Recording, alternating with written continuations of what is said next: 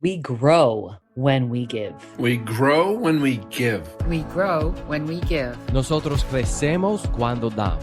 We grow when we give. Давайте, и дастся вам. 与えるとき成長する。 We grow when we give.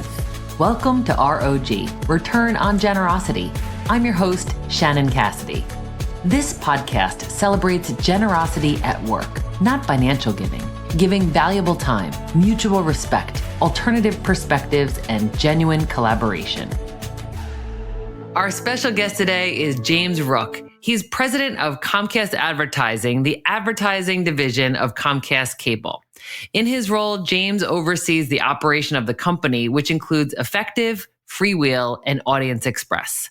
Most recently, James was general manager of Effective, where he led a nationwide team across sales, product, engineering, data, and operations focused on enabling marketers to reach their target audiences across TV and video streaming platforms.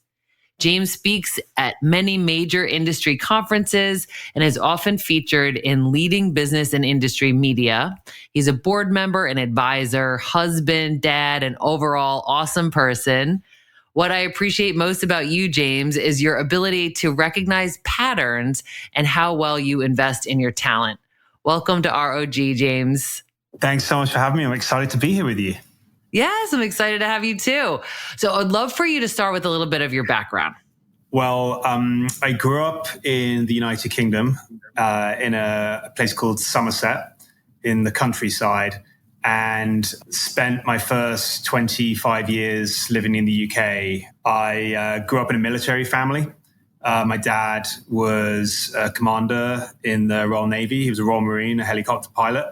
And that had actually, his leadership style has very, very much influenced how I like to lead. And it's one of those things that when you reflect on those questions now, you don't sort of really understand until later in life the influence that your parents can have in their jobs on how you sort of show up. So he's been sort of very influential in my career, in particular around the topic of generous leadership.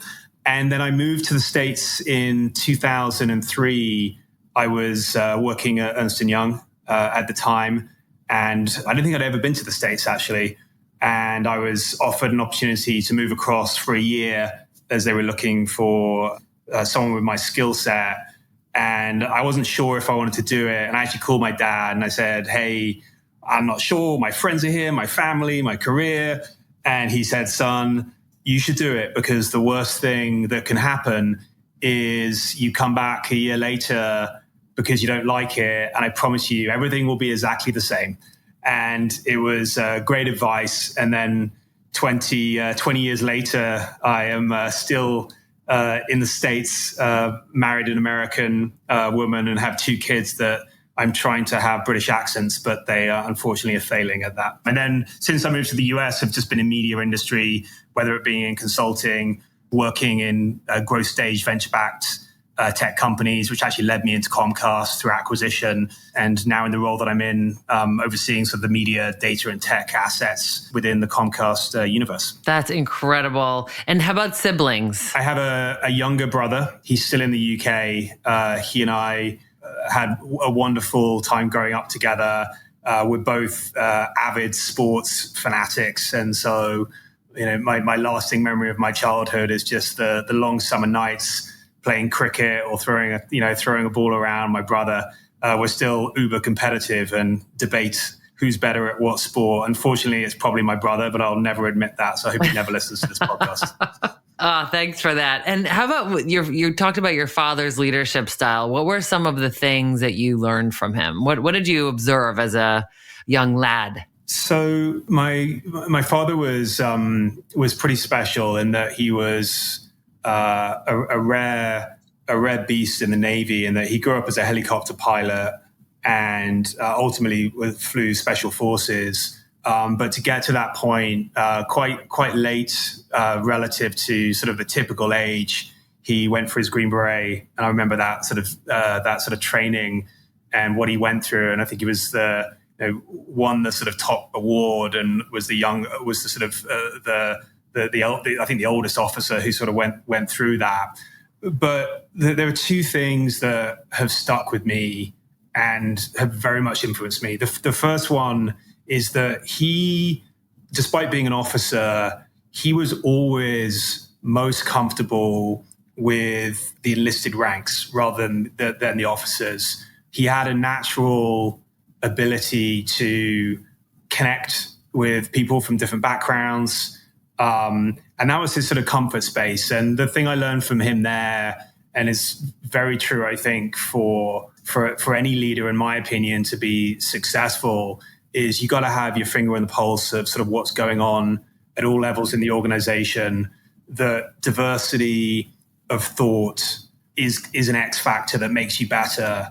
The hierarchy can have, like in the military, hierarchy is really important, but not at the cost of being in touch and being a sort of generous leader, regardless of where you sit in the organization. And that the answers are most often found down where the work is really being done. And so that is probably the number one lesson that has held true for me. The second is that, and it cost him in his career. He is at the far end of the spectrum of standing up for what he believes, and his integrity and the way he goes about his work is unimpeachable. And it did cost him getting promoted ultimately to a higher level. There was a time when he stood up to someone more senior than him because it was the right thing to do. It cost him, but to this day, it was the right thing for him to do, and he slept well doing that. And so I think the second lesson is if you're going to be an authentic leader, then it isn't just about talking a big game. You have to walk the talk, and you have to show. You have to take the actions to fulfill the promises that you put out there. If not, then why should people follow you? And there's no, greater followship than, into the battlefield. So for me, those are the sort of two big lessons that have stuck with me. Thank you for that. Those are great lessons. And I think it's incredible to think about how we are influenced by so many people in our lives, our parents being primary. And when you see it as a young person, you don't really understand how big of a deal that is to stand up for your beliefs and speak truth to power, so to speak. But for him to model that for you, and then did he ever unpack that with you and explain what happened? Candidly, not to a level that probably we would do if he would join us on this podcast right now. But it was more that for him, in his sort of hierarchy of how he makes decisions, acting with the highest degrees of integrity outstripped everything else, regardless of consequence. And so that set a standard for me that is incredibly high. And it's something that it's one of the reasons actually that post-acquisition of the ad tech company Freewheel that I came into Comcast in, it's one of the reasons that I've actually stayed at Comcast for the amount of time I have. Is I feel strongly that the culture in Comcast set by the founder, Ralph Roberts, and now by Brian, is acting with the highest levels of integrity. So it's a really good sort of cultural fit for me, and it's a great North Star that I think simplifies your decision making, because as a leader, the more senior you get in trickier and trickier situations, and the politics get harder. The consequences of your decisions are more widespread, and so for me, the bigger the organization that I look after, the more I feel it's important to simplify the filters through which you make your decisions. Right now, I'll give you examples, sort of two of those filters. One is you just do things with the highest integrity, because if things go bad, then you could never be called into question by how you acted, and you sleep well at night.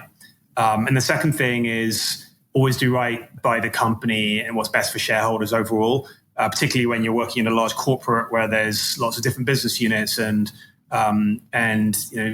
you have to sort of manage against conflicting priorities. Is I always think about it as if things don't go well ultimately, then how do I look myself in the mirror and say, look, I went to work every day and I made what I believed was the best decisions for shareholders of the company.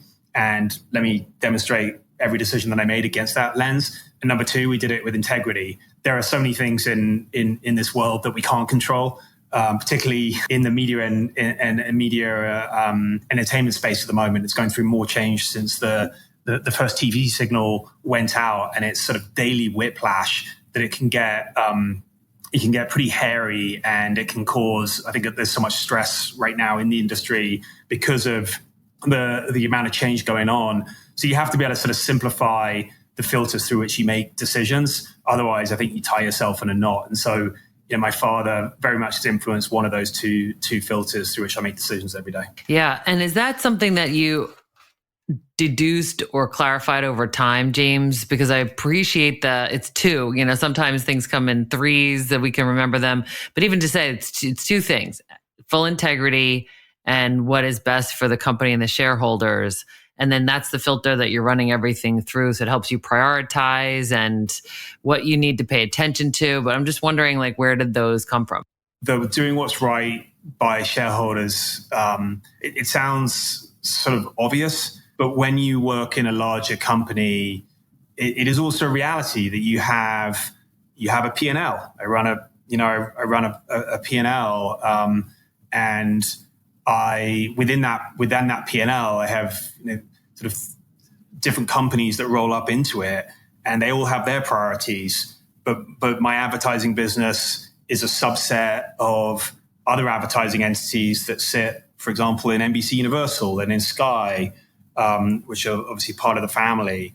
And it's very easy, I think, to fall into the trap of, well, I've got to solve for what's best for my group or what's best for me, because that's how you're incented. But ultimately, that's not what's best for shareholders.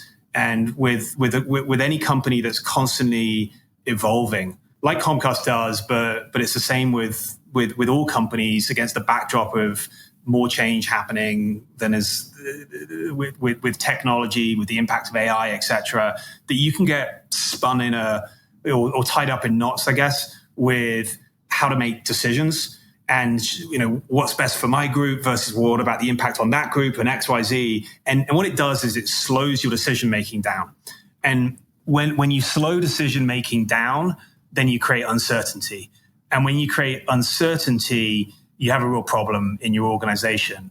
So for me, if you have simple filters, which are like if I was standing in front of, the board, and not that this would happen, but if it was, and I was justifying all the decisions I made in the past year, then it's actually very freeing to have a filter that is that simple, because you may make some decisions that are wrong, but you can justify the decisions that you made through a filter that makes sense. And so by having that, it actually enables you to increase your decision-making speed, because you don't have to weigh up all these sort of trade-offs that you may. I know I'm oversimplifying it, but it's really been it was a lesson I learned when I made a move from working in the freewheel business, which I came in through acquisition, and I was running a team of 200 people, and my boss gave me the opportunity to interview for this bigger job running the media sales business, Effective, which is a 3,000 person organization. And so from 250 to 3,000, that's a big swing. And they made a bet on me.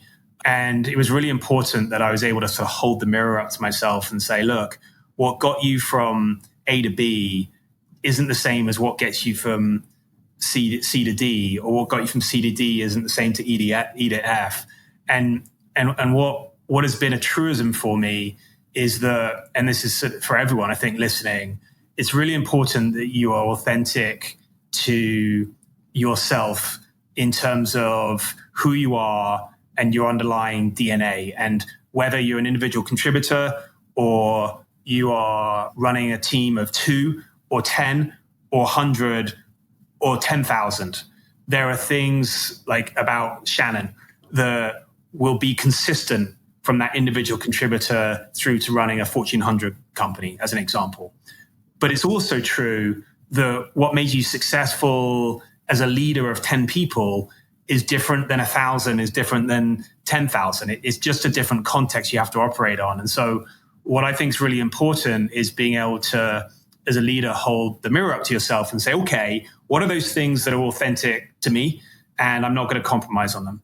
And what are those things where I'm going to hold the mirror because I have a growth mindset, where I'm going to adjust what I need to do at this next stage of scale. Otherwise, I won't be successful. And with that context, when I was at Freewheel, I made a number of mistakes. But one of the mistakes, as I was running the software business there, was I was making decisions, trying to thread very small needles around trying to please as many people as possible. And I thought I was doing the right thing because I was trying to solve for as many people as possible. And in fact, what I was doing was I was slowing down my decision-making. And by slowing down decision-making, I was creating uncertainty. And by creating uncertainty, that creates angst in the organization. So as I moved from running a team of 250 to now a team of 3,000 across sort of 66 markets in the US, if I continued to have that approach that I had in my last job, I would have 100% failed. And instead, I made the decision that, look, I can't solve for everyone. I'm coming in to transform a media asset here. I'm going to make decisions every single day that are best for the population that really, really wants me to be here and is excited to innovate. Because I broke the organization into a three. I said there's probably a third of people who are like, yay, someone with this background, we're excited. There's maybe another third who are like, who's this person? What are we doing? This is a terrible hire. And then there's maybe a third in the middle who are like, I don't know, maybe. And what I did is I said, I'm just going to make every decision through the lens of the first third. Because if I can get that first third super fired up, put wins on the board, and get them even more excited, then the third in the middle who are like, I don't know, maybe, you can tip them. And if you can do that, you can start to move an organization and off you go. And it just meant that my decision-making speed went up, 3 to 5x, and we were off. And so for me, it's all about just having sort of simple filters, particularly as leadership gets bigger and more complicated, because at the end of the day, there are so many variables you're having to think about. Having those simple filters as your primaries are really helpful. Now, of course, the world's more complicated and there's other things you have to factor in. I'm not saying that, but it has helped clean the line for me. Oh, thank you. That's really clarifying. And like I acknowledged in the introduction, one of the things that I really admire about you is your ability to recognize patterns. Like you take in a lot of data and then you just, I have witnessed you just synthesize it and then you have something clear. So I wonder, what experiences did you observe or participate in that taught you to have those simple filters? Well, the experiences that I had earlier in my career, out of college, university, I joined Ernst & Young in the consulting practice. And obviously, what does a 20-something year old know about helping any business? And that's fair. But what it gave me is the opportunity to go and work across a breadth of industries. So I did work in oil and gas, and in financial services, and in consumer products, and in banking, et cetera, et cetera, et cetera. And there were two things that were interesting for me. One ties back to something I said about my dad earlier, but I'll get to that in a second. The first one was a realization pretty early in my career that it didn't really matter what the industry was or what the company was. There are so many common root causes, and it comes down to human beings. And so that aha moment helped simplify things for me, whereas I look, one common thing that you see across many companies is lack of role clarity. And no one knows who's accountable for what or how decisions get made. That's not industry specific. That's a truism across human beings wanting to understand what their swim lanes are. And that would be sort of, one example. And as you start to see those patterns across industries, you start to sort of realize that at the end of the day, it's how do you, as a leader, how do you get an organization aligned around the mission? How do you treat people as adults and provide maximum context for why you make decisions? Because then people are more aligned. And how do you sort of set up the machine in a way that that gets moving people in the right direction? And so for me, those early experiences were really telling in terms of looking for patterns and understanding that you can get, bedazzled by complexities in financial markets or oil and gas this, or I did work at the military defense. And it's like, it's all complicated, it's all content. But at the end of the day, an organization is an organism and it's powered by humans. And if you start to focus on a human level about how to optimize for people to be their authentic selves and turn up at work and create psychological safety and all these things, then it actually is the most important thing you can do. That's sort of the first thing. The second thing was what I did at EY is we did these very sort of hardcore 12-week engagements, which we were sort of dropped into companies that were in trouble, and you had to go do like the current state analysis, like what's going on, business case, future state design, implementation plan, off you go. And the way we did it was get out there in the field and figure out what was going on. And it goes back to sort of my dad, and just really the answers lie closest to where the work is done as possible. And so there was one engagement we did with a waste disposal company. The waste disposal company was having massive billing issues. Clients were so upset with them because their bills were always disputing their bills. They were off. It was like, what was going on? And no one could figure it out. And so we went out for a week, and for a week I replaced one of the garbage men on the truck. There was two that went out. One drove and one sort of sits in the back and puts the. This was for commercial waste, and so I went out for a week at like 3 a.m. and was obviously this guy. The guys where it was like, oh my god, what you are useless and making my job even harder.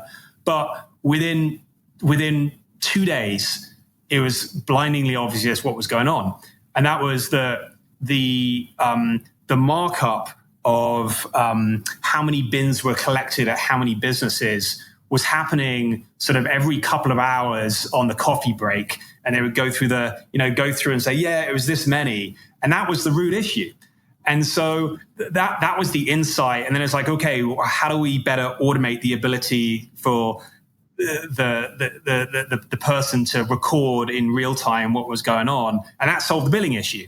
And so again, it was a really good early lesson in my career about being as close to the front line as possible is where the answers are. And that's been sort of very formative for me. Thank you. What an excellent example. And I can imagine you being there and doing that. It reminds me of Undercover Boss. But how do you action that now? Like, what are ways that because I know you're conscientious about being closest to where, the action's happening, different levels in the organization. What do you do, and what do you recommend for leaders who understand what you're saying and are feeling overwhelmed by the quantity of people that would entail? Yeah, it clearly is clearly not possible to scale yourself. Now I can't. The way my pie chart of time looks now, relative to running a team of 2 or 10 is clearly different. And it goes back to what we talked about earlier, which is at each stage of scale, you need to take a step back and say, what got me from A to B, what got me to B to C, etc. but how do I still stay authentic to myself? So it comes back to that. So with that framing, now with the Comcast advertising organization, the way I think about it is I have to do two things in terms of how I think of my time allocation. One is I have to live at 10,000 feet across the portfolio of businesses and at every single day. So I have to hover and move across the businesses at 10,000 feet because every time I have to have a handle on the big sort of tectonic moving plates, and I have to have a grip at that level because I'm ultimately accountable for those businesses. And then what I do is I'm very deliberate about every quarter. I will pick 2 or 3 things that I'm going to go deep dive down to 1 foot because things are getting blocked, or there's a problem there, or there's an opportunity that we can unpack. And I will dive down to 1 foot, and I will roll my sleeves up with the team. I'm sure everybody hates it, but it has a purpose. One is the bigger the organization you have, the more filtered information gets up to you, and so you got to be in there to really understand what's going on. That's sort of number one. And number two is ultimately you're accountable for making the big decisions. And there are leaders, I'm sure, that just say yes or no, but they don't really know what they're talking about. And you got to know what you're talking about. And my current boss is a great example of this. Is anytime I'm on a call with him, I know that he can take me down to 1 foot level on any topic or anyone else. And I think you earn all respect for that because your decision making is based on the facts as best as you can have them. Now, you can't live at 1 foot the whole time in 10,000 feet. It's not possible. So you have to be very deliberate about where you dive into specific areas that are important, and then pull out from those engagements and then go and deploy elsewhere. So that's sort of the model that I have in my head. That's sort of number one. A second example is in my prior job when I was running the media business. I took the job over 3 months before COVID hit. So I'd gone from running this team of 250 or so to 3,000. 3 months later, COVID hit, and I was a new leader, and I had these. It was a very testing but formative period. And going back to what we talked about earlier around being as close to the action as possible, the thing that was super powerful for me was every week I would get a cohort of employees together. They had to not be managers. They had to be individual contributors. And I did it as cohorts of I would get 6 sellers together, and then 6 engineers and 6 product managers and 6 operations trafficking specialists or whatever it may be. And it was interesting because my style is relatively laid back, and I'm not sure sort of historically that had been the culture at the business. And so I think everyone came on with great fear about why is James asking me to have a conversation with them. And I only ever asked 2 questions. And this went on for a long time, more than a year. 2 questions, and I never needed to ask more than 2. One was, if you have a magic wand, what is one thing you would do to make your job for your function easier? Just tell me what that is. And then same question, number 2, is if you were CEO for the day, what would be one change you'd make, and why would it be accretive to the business? And that was it. And then by just sort of asking the why question to get down to root cause, and the old ask 5 whys, and then you get to root cause, it comes back to your point on pattern recognition. It was the fastest way to understand what was going on. But also, I like to think it was well appreciated that people felt seen. And I'm not sure, I think people were surprised that we were breaking hierarchy and just having a conversation, and their opinion mattered. And that helped, I believe, start to change the culture in a way where we walked the talk around the value of diversity of thought is a strength. and we were going to break hierarchy and do all those things. So that was a way to, again, like the 10,000 foot to the 1 foot, that can manifest through engagements and where you prioritize your time on projects. But it also can manifest itself as how you can stay connected beyond your exec leadership team or your exec leadership team plus one. It is possible. And that sort of example too. I'll give you one more example, which taught me a pretty big lesson. It was when I was at Freewheel. This was a smaller team. So it was, 200, 250 people. But again, I wanted to solve for the same thing. And I don't know if you know, there was a Jerry Seinfeld series that was on Sony called Comedians. In Cars Getting Coffee? In Cars Getting Coffee, exactly. Yeah. And I loved it. I thought it was great. And so my very cheesy idea was to have, instead of comedians, it was ad tech professionals having coffee next to a car. And it was when I just had my first daughter, Emerson, and she had this sort of big green car, and I would roll into work with it. And we would go to a local coffee shop with the car, and we would sit down and put the car on the table. And again, I would meet only with below manager level. And it was an hour conversation, and 45 minutes of every hour was just talking about life. And where'd you come from? Where'd you grow up? And then 15 minutes, it was the magic wand question. And the biggest lesson I learned there is it doesn't take much time to do it. It was one a week. It was an hour. But every time I saw that individual in the office, in this example, it taught me a lesson about unconscious bias. Because when you come to work and you see someone's in marketing, you're like, they're marketing. So you have unconscious bias around marketing, or someone's in operations or sales. And that's what you associate with them with, is the function that they're in. And the people I went out and engaged with and learned about their background, the next time I saw them as the person that they were, not the function they were in or the role that they played. And it was a very big lesson for me about unconscious bias, but also the power of human connection and the power of being able to just take a beat, take a minute, and ask someone how their day's doing. Or you don't have to, even in times where things are really intense, just take a beat and be a human being. And so those are sort of three different examples, all that sort of, and the point of sharing them is that the last example was at a smaller scale at Freewheel. Then the middle example, which was first time I was running the media sales example. And now the last one is in my current role. So I believe, again, back to that framework of what got you from A to B is B to C, you can scale these things. You just have to think about the execution approach while staying true and authentic to leadership principles at each level that are right for you. Brilliant. Really brilliant. That's so helpful. And I can see the delivery of that. I am curious when you said that, you jokingly said that they're like, basically, what is he doing here? Why is he in our meetings?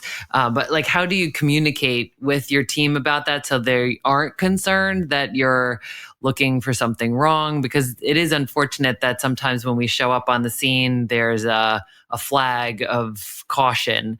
So what ways have you tried to make people understand that this is your leadership style and to get them off guard? Yeah. So firstly, it's not easy because you're right. People, all of us in some respect, jump to worst case scenario versus glass half empty versus glass half full. And that's just a reality. So I don't think I've got a magic formula. I tell you though, in that the example to answer your question with that specific example, when in COVID, getting those groups together, the one thing I said that I think was helpful, because it's true, is helping people understand the cost of not being honest. And so what I would say at the beginning of the meeting is, look, my job as general manager of the business is to make the best possible decisions based on the information I've got. I can only make good decisions based on the information I've got.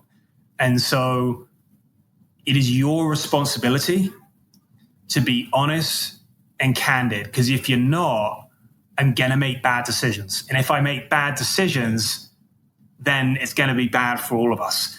And everyone's like, that makes sense. And it worked, because it was also a way of empowering those individuals, that they had a voice, and the cost of not speaking up about something was we were going to be worse as an organization, because the person running the organization was going to start making bad decisions.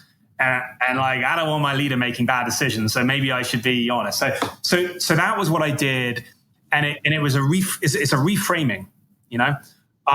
That's the first thing. The second thing, though, and I credit my head of HR, Kerry, for this, who I know you know at the time, is this concept of experiences create beliefs. And it is so true. You have to create experiences that create beliefs. And so when you're trying to change culture, you've got to put point on the board after the point on the board after point on the board. It goes back to my earlier comment at the beginning of this about it's easy to talk about values. It's easy to say things. It's way harder to walk the talk. But if you walk the talk, you create new experiences. If you create new experiences, you can change belief systems. And that's really powerful. Brilliant. And I think that's something all of us can consider, how we can model that. You know, how are we reframing situations, expressing very overtly what is our intention for this conversation? You know, what do we need from you? Because I think a lot of times we, send out engagement surveys or we ask for feedback, but it's often filtered, like you said earlier. So in order for us to be able to make educated decisions, we need to have honest input, and you're empowering them. You're reminding them that they are an important part of what this team is and means. I'm curious to hear your thoughts on, when you think of generosity at work, what are some of the things that you think about, James? Well, this may be a bit of a non-answer, but I think it's also true. So bear with me. As I think about leaders that I've worked with and for in particular that have impacted me the most, it isn't the big things that have impacted me. It's always been the small things. And it is the things that, as a leader, you may think go unnoticed, that go really, really noticed. And so when I think about generosity of leadership, it is the culmination of small acts that define who a leader is, and I think have the most lasting impact. So I'll give you examples of sort of small things. I to this day remember when I was, 23 years old, working silly hours at EY in consulting. I remember one Friday getting an email from the partner who I didn't even know really knew my name, maybe did. And it was an email that said, "Hey, thought you did a great job today in that meeting. Enjoy the weekend." That email took 15 seconds to write. I was on cloud 9 for more than 3 months. No joke. It impacted me that I was like, this person has seen me. They recognized me. I didn't need to be, recognized. Just an email, and the return on investment of that partner's time, in terms of their motivation of me, was best investment you ever make. And so one thing that we talk a lot about Comcast advertising leadership level, particularly in when times are tough and the industry is going through so much change, is focus on the small things. Give recognition, give thanks, pause, celebrate the milestones on the way. So I think for me, generous leadership, that's sort of one example. The second is that you can't fake it over time. You just can't. And so my current boss is incredible at taking the time to ask about family, and he's got this massive job, but you sort of think when you first start working with people, oh, it's just something that someone does. And over time, it's the consistency of behavior, and it's being present in the moment, stopping by someone's desk and just saying, what's up? It sounds really like remedial, but it's the thing that matters. So for me, I think about generous leadership through the culmination of smaller actions that may seem inconsequential individually, but when summed up, really define who you work for. And that, to me, enables you to create fellowship. So that's how I think about it. That's incredible. Oh my goodness. Well, James, you've given us so much to think about. I'm going to attempt to recap what I heard so that our listeners can think about how to implement some of these things in their own leadership style and in their own lives. So one of the things you talked about was always being comfortable with the enlisted ranks. You were referring to your father and just thinking about all the levels in the leadership and the organization and keeping your finger on the pulse at all levels, standing up for what you believe and having full integrity, being authentic, clarifying your filters. So for you, having that highest integrity and always doing what's right by the company and the shareholders, being authentic to yourself and who you are. And then you talked about what got you here won't get you there, and just being able to look at yourself in the mirror and recognize where you are. And so you can be authentic and true to your strengths and also be growing, always be looking for ways to evolve and continually grow. And then we talked about making quick decisions, and that the consequence of not making quick decisions is that it creates uncertainty, and that uncertainty and it disables people from being their best. You talked about getting a range of experiences, and you shared the example of being the trash person so that you could understand what's going on here and what is the root cause. You shared with us about recognizing what we have in common, and that human beings are of primary importance. Time allocation, when you taught us about time allocation and how you have a 10,000 foot view to hover over everything, but there are times that you drop down and you just get really close to what's going on. And then I thought that asking the two questions in the one-on-one conversations or in the small group conversations you were having is also an example of the filters, which is like, what consistent process could I have in place so that when I'm collecting all this data, I can synthesize it in a way that makes sense. So you talked about if you had a magic wand, what would you do? And if you were CEO for the day. And then you said to behave in a way so that people know that they're seen, that people matter, and that you're recognizing them. Take a beat and be human. Help people understand the cost of not being heard or not being honest. Reframing the situation. And then you talked about generosity being these small things, the appreciation, the recognition, pausing, celebrating milestones, and really being consistent with your behavior. Is there anything you would add to that? That was a good summary. One thing I'd add, which maybe it underpins it, is in the world that we're living in today, it's a lot. And so I was speaking with a very accomplished CEO recently, and we were talking about the impact of AI. And we talked about the importance that leaders that are going to be successful against the context that we are living in right now are leaders that have humility, because things are moving so fast. If you think you know it all, you're wrong, you're arrogant, and having humility matters. And then secondly, it is strong to be vulnerable.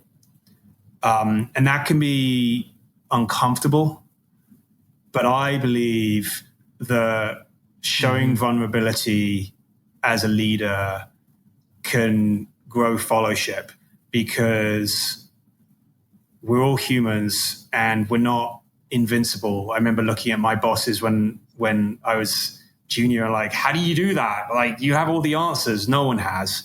And for me, walking the talk is the thing that can change culture.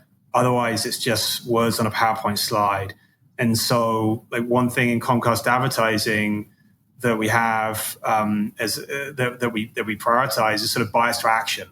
And if you're going to bias to action, then underpinning that is your ability to put your hand up and say when you made a mistake, and that will be celebrated, because the worst thing you can do is just continue marching down a direction because your boss said you're going to do it. And you make decisions based on the best information you have at the time, but information can evolve and change. And so for me, the manifestation of that in terms of being vulnerable is what I will try and do, and my leaders do as well, which I'm really proud of, is on town halls, global town halls, put your hand up and say, hey, remember 6 months ago, we made a decision that was X. By the way, it goes back to what we talked about earlier. We're going to prioritize speed of decision-making because uncertainty is worse than making a decision and then having to change it because new information comes in. Put your hand up and said, new information or something didn't work out. I'm calling it. We're changing, we're evolving or changing the decision in this way. Next slide, please, and move on.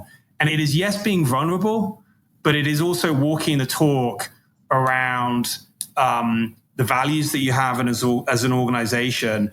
And people can look at you and say, hey, maybe I can do that as well. Because it's a little scary to me when you're in organizations and you get readouts and everybody's like, things are going great. And then because they're scared to say something else that there's not, it is the worst thing you can do. It is the worst thing you can do. And then you find out that, a project collapses and everyone knew it, but no one said anything. So again, you got to set the tone around the values you talk about. Yeah. You have to walk the talk on those things. Mm-hmm. And that means you got to be vulnerable, and you also have to have humility, because the world we're operating in just requires it right now. Those would be the only things I'd add.